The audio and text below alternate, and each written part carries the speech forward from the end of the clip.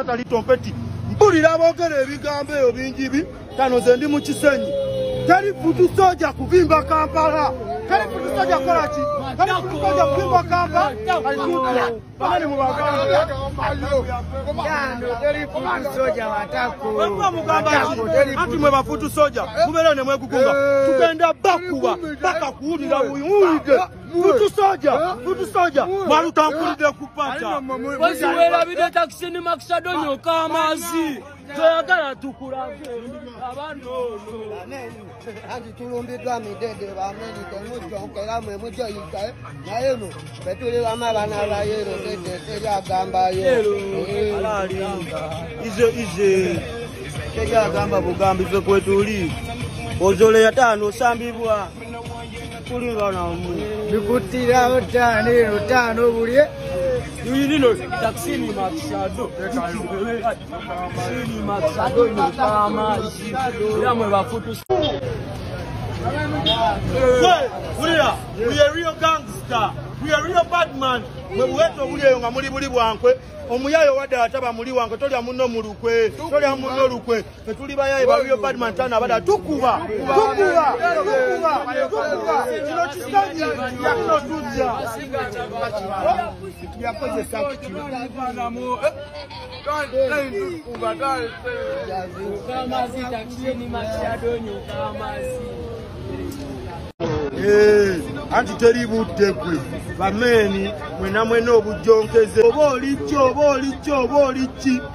bwe budde anti mwalugulidde ku pata tebimbadde mwagala bikoze ki ghetto youth for the life abagamba mwana tetuli bali bankwefe ba ghetto youth bu ghetto youth mwena nga muli bali bankwe mulinga amatako mwe mulinga n'amazi bagamba mujonkera mpango ni bameni le mumanye babagamba dawali yo mwana mubereyo nga temulina byakola kati naffe tugenda bafunira ebyokukola tugenda babererako ebyokukola okumala ebbanga lino bombo ka Satali Tompeti nyawo pene dede Dangote Satali Tompeti kika makumaku netulumbiddwa Alien Skin yasimatusa okufa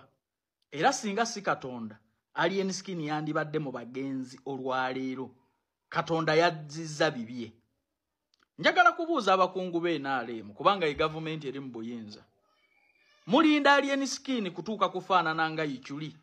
mu postinge mu tweetinge mulage nga bw'abadde omuntu ow'omuwendo eri eggwanga lino nga bw'abakoledde nnyo mwagala kwebaza mu bulambo kite muyigira ku nsobi zibaawo kutandika kukuuma abantu bammwe omwana ku byazza ayitamu lwaki temusembeza mwana ono ne mumuwa obukuumi kubanga wano abakyasinza obutemu n'obuyeekera beba opposition balinye ku nfeete mwagala kusiima mulambo nga Alien Skin bamaze omujja mu bulamu bw'ensi eno akulira security oyimirire wali olage Alien Skin nga bw'abadde ow'ettabwe ennyo ow'omugaso ennyo mu ggwanga Uganda naye nga tewamukuuma kyekibagaana okukuuma abantu bammwe ku bantu be mumanyi obulungi be balwanisa nti batemu mwagala Alien Skin bamugjewo nga Isima kuba kyekiddako Alien Skin mwagala bamala okumugjawo nga Isima mutegeere nti abakolera abalwanira entalo yeetaaga obukuumi Alien Skin we banaamala okumugjawo nga mutandika okutagala lwaki muteeka ssente nnyingi mu investigations Isima singa mwamu omusirikale singa mwamu protecting ekintu kye nayogerako ku lumbeerwe Isima singa akyaliwo akyabaweereza lwaki mwagala nnyo omulambo omwana abayambi alwanye alina byatasobola naye ng'omuntu mumulekedde entalo ne we muyina okumuyamba bantu mmwe muli babi bantu mmwe mulowooze ku bantu nga tebannatuuka mu buzibu bantu mmwe muyige ku kusasula ku bantu bantu mmwe mukuume ku bantu bantu mmwe mwagale abantu ababaagadde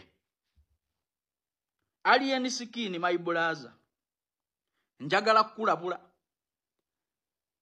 bw'oba toyina bukuumi weesonyiwa ebintu bino Alien njagala otandika okutunuulira abasajja nga babbebekulu talina waagenda nga talina bamilitale olowooza musiru Alien lekeraawo okuyuwawo omubiri sooka olowooze ku bulamu bwo wano Isima yafa abasajja kibandiyigidde kuyisima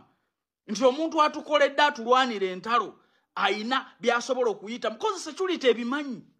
nti bano abasajja abanuupu be bayeekera be batemu baawana naye ne bakwanjula eri abalabe ne bakulekaawo oyo mwana tugenda kumufiirwa naye nga security eraba muveeyo mutwetinge nze mbamanyi mu kutwitinga mwagala nnyo ebyokutwitinga ebyo era mujja kuvaayo mutwitinge nga bamusse wamma ayagala okugenda ebweru okwepakasiza njaga kukakasa bukakasa nti ewaffe oteekamu akasenteko